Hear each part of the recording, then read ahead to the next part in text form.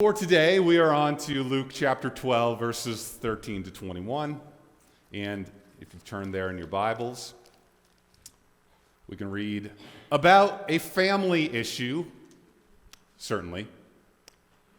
Someone in the crowd, so this is just after Jesus talking about the Pharisees and just given his stern list of woes to the Pharisees and lawyers. And then someone in the crowd said to him, "Teacher, tell my brother to divide the inheritance with me." But he said to him, "Man, who made me a judge or an arbiter over you?"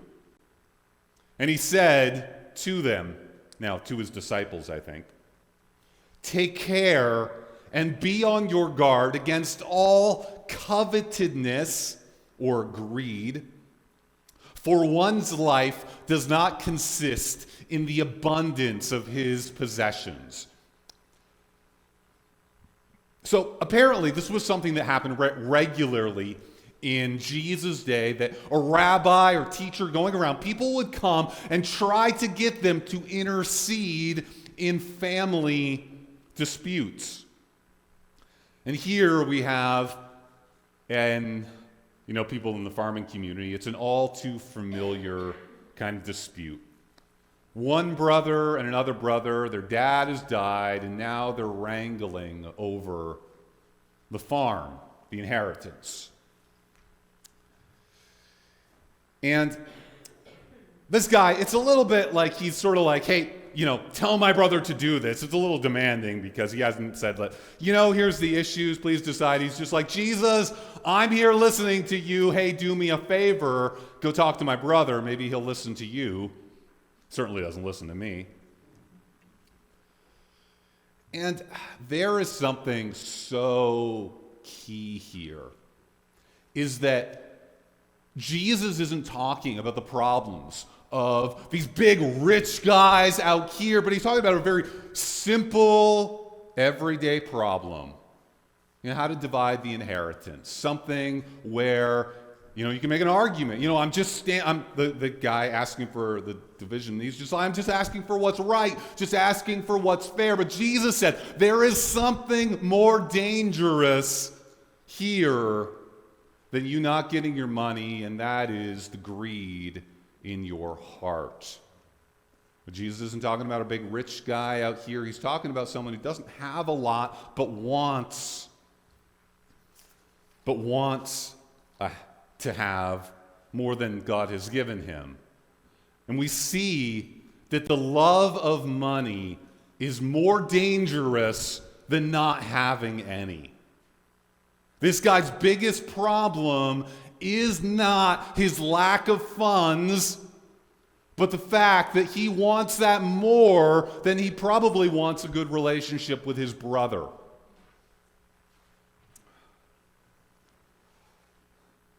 So often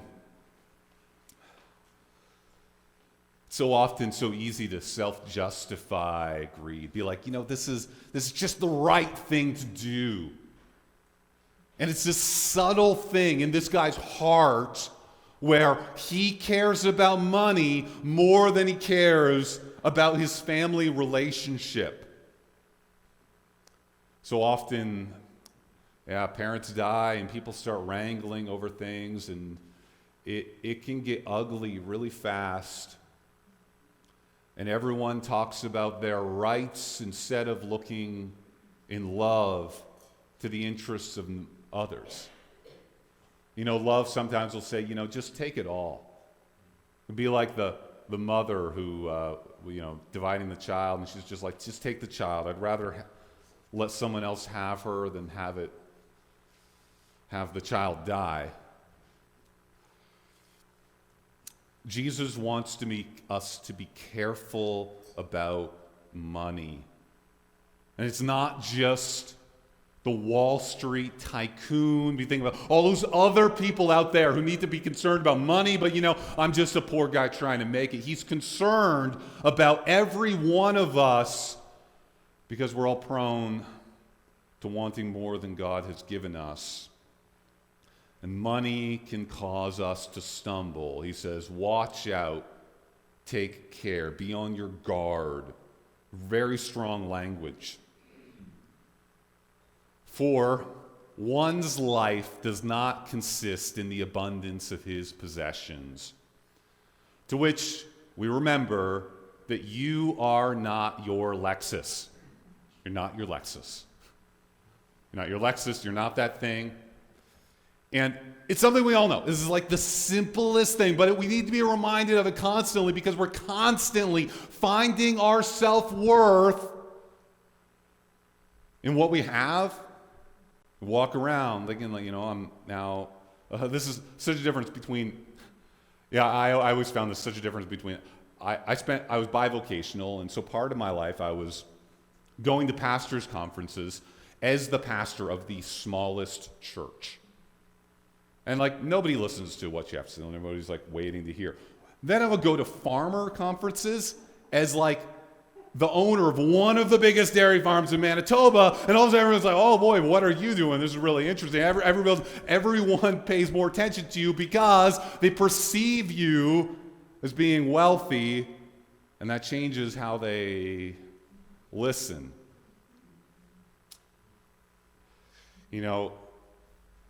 Wealth it's a funny thing because, everybody kind of thinks that they're middle class. This is why politicians, they exploit this. They're always talking about, I'm for the middle class. And everyone's sitting there and they're thinking, well, I'm middle class. I once had a friend of mine and he really loved a certain politician. It's Justin Trudeau.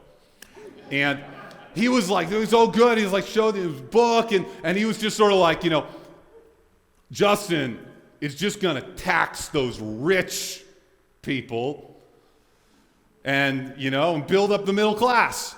Now, all of a sudden, politics change, and all of a sudden he realizes that those rich people that they're talking about taxing was him. And I was like, you have 4 cars. Why did you think you were middle class? This is the thing, we very quickly, we think that we're just, because we live in a neighborhood and we're probably not the richest in the neighborhood, we always think, oh, that person out there, they're the rich ones. But on a global scale, if you drove here today in your own car, you're a wealthy person. Whenever you have anything, you're tempted to make your life about it. I was just reading the book of Job this week. And the book of Job, there's an amazing part about it because Job makes this point that when he was rich, this was the situation. When he was rich, men listened to me and waited and kept silent and kept silence for my counsel. After I spoke, they did not speak again, and my word dropped upon them. And so when he was rich, everybody listened, everybody respected him, but now his money's taken away. He's the same guy, but now his money's taken away, but now they laugh at me, men who are younger than I, whose fathers I would have disdained to set with the dogs of my flock.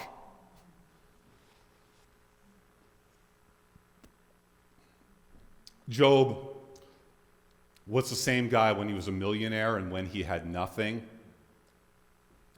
And yet one person was laughed at, and we need to be careful of the same thing. So often we listen to a wealthy person just because they're wealthy. Money cannot make the fool wise. And you are not your Lexus. Don't think differently about yourself because of your money or differently of others. Now Jesus, in the face of this man who's covetous, told this parable. And he told them a parable saying, the land of a rich man produced plentifully. And he thought to himself, what shall I do? For I have nowhere to store my crops. And he said, I will do this. I will tear down my barns and build larger ones.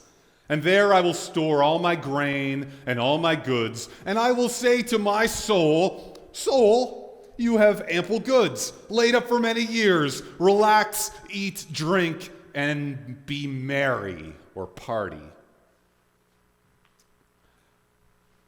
My wife loves this verse because I had this tendency every year or so on my dairy farm, I would like draw up new plans for how we were going to double the size of the barn. I'd have everything laid out, and I'd like look at all this. We're going to have this cool like flush system. I've looked at these designs online, and then Kari would say, the parable of the rich fool who tore down his barns, and I was like, oh, darn, what, you're using the Bible against me. Now, in this story, again, we have something that's so perfectly reasonable. After all, God has blessed this man. You know, God sent rain. There's rain coming sometime. And he grew all of these crops, so much so he did not have places to store them. He's probably a very large farmer because it's talking about his land, which is sort of like his like, it's not just a plot of land, but a large piece of land. And we see him doing something perfectly reasonable. Hey, I don't have place to store my crops. Let's build bigger ones. This is the most reasonable thing. I tend to think permanent grain storage is a good investment for a farmer.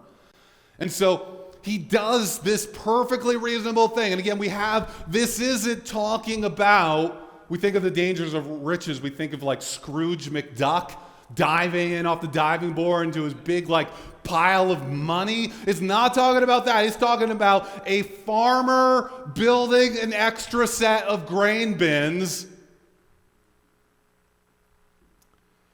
And we see something very wrong with this man's heart. I will tear down my barns and build larger ones. And there I will store all of my grain and my goods. And I will say to my soul, you have ample goods laid up for many years. Relax, eat, drink, and be merry. My. What you own is not your own. What you own is not your own because it is God's crop that he blessed him with. It is God's barn, it is God's grain, it is God's good, and ultimately it is God's soul that one day is going to get called in. 1 Corinthians 6:19, you are not your own, you were bought with a price. Psalm 50:10, for every beast of the forest is mine, declares the Lord. The cattle on 1,000 hills. I know all the birds of the hills, and all that moves in the field is mine. It is all God's. From the ant to even Scrooge McDuck's money bins, if it existed in the world. This is an attitude that so infects our hearts. And one need not look past the nursery when you have two toys. And very quickly, it's, I want to play with that. Mine! It's like you weren't even playing with that 3 seconds. Mine, now that she wants it. I'm not giving it up ever. Till I get bored, then I'm going to not even care about it anymore. There is a golem in every person's heart as soon as you get a possession that says, my precious. This is mine, and I'm never giving it up. And as we grow, these things grow. We get a car, and it's my car. We get a house, it's my house. But meanwhile, God owns the cattle on 1,000 hills, and he owns your car, he owns your house, he owns you. And the sooner you get the mine out of your heart, the sooner you will be able to start being rich towards God instead of selfish indulgence. What you own is not your own. What you own is not your own. Now he says, I will say to my soul, soul, you have ample goods laid up for many years. Relax, eat, drink, and be merry.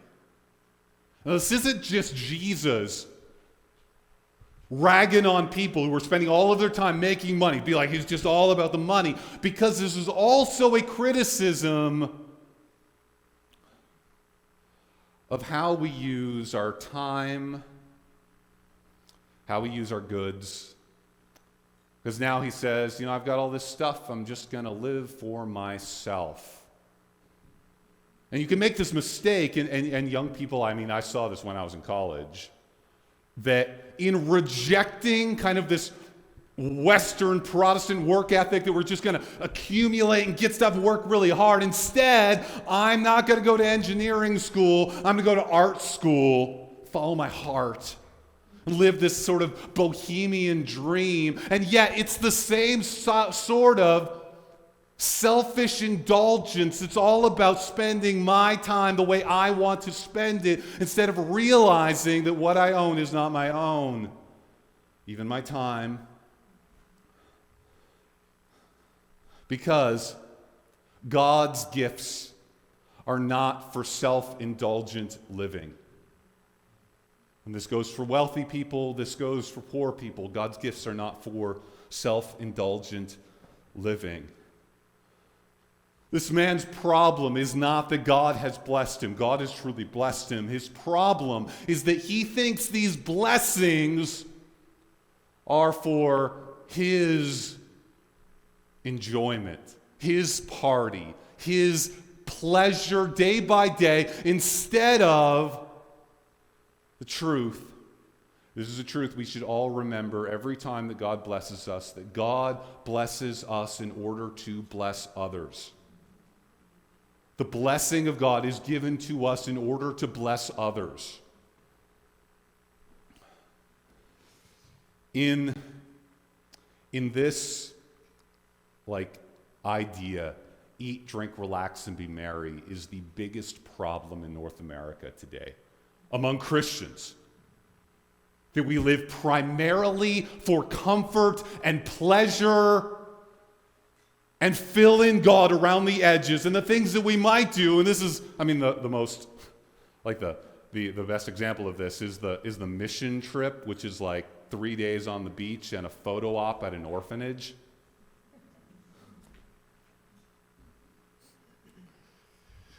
So you can live for yourself on Wall Street or a hippie commune, but God calls us not just to look out for our own interests, but to look out for the interests of others.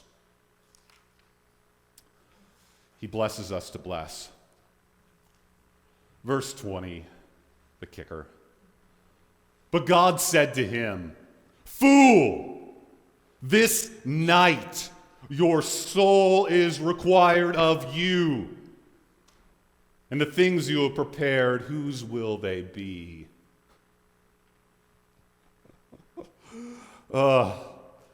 You know who's going to own his things? This is the question you got to ask. Who's going to own his things? His kids, who are now going to argue about them like the guy that just came and talked to Jesus. And so even the one thing he thought might be a blessing to his family, the money, the inheritance, is just going to be something that's going to drive his family apart and infect them with the same kind of self-indulgent greed that doomed himself.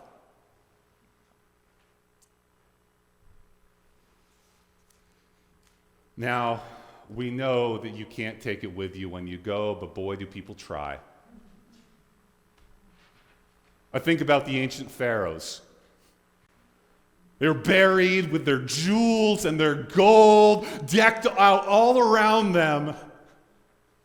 You know where those things are? They're sitting in the Louvre for some French kid to scoff at, if they let people into the Louvre right now. Or the British Museum. Now, According to some random website, which I don't know is authoritative, but the top 5 most exclusive items in the world that you can purchase are 5 was this pink diamond, this huge diamond worth $23 million. Put in your pocket. The painting, the card players, which sold for $260 million. It's a cool $250 million. Maybe, who likes cars? Who likes vintage cars? Does people like vintage cars? A 1963 Ferrari GTO for $53 million. There's apparently a home, this is somewhere in Asia, Antilla, I think it's in India, which is a home worth $1 billion. Now I'm going to fill out a mortgage application, $1 billion. And maybe the perhaps mythical Yacht History Supreme, which is a yacht plated with 100,000 kilograms of gold and platinum. It has statues made of T-Rex bone, wine glasses of 18-karat diamond, worth $4.5 billion. And you know what all of these things will be worth on the day when God asks for your soul back? Well, we're going to let Lawrence Tarrand, you probably know him better as Mr. T. I pity the fool that thinks that money can save his soul. I see him and I pity him. I pity the fool.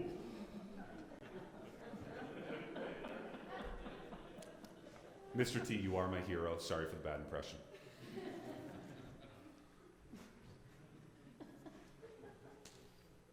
Yeah, if you're not going to listen to him, I don't know who you're going to listen to. Maybe Jesus.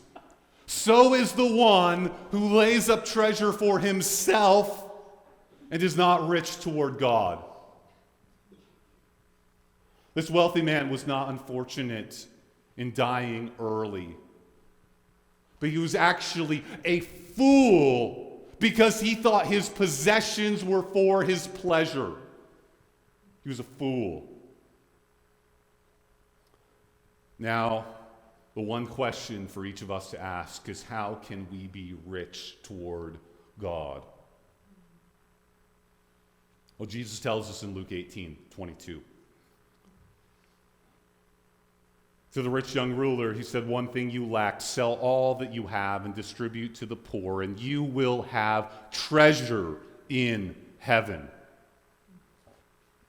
If you want to be rich towards God, in the words of the Red Hot Chili Peppers, give it away, give it away, give it away now.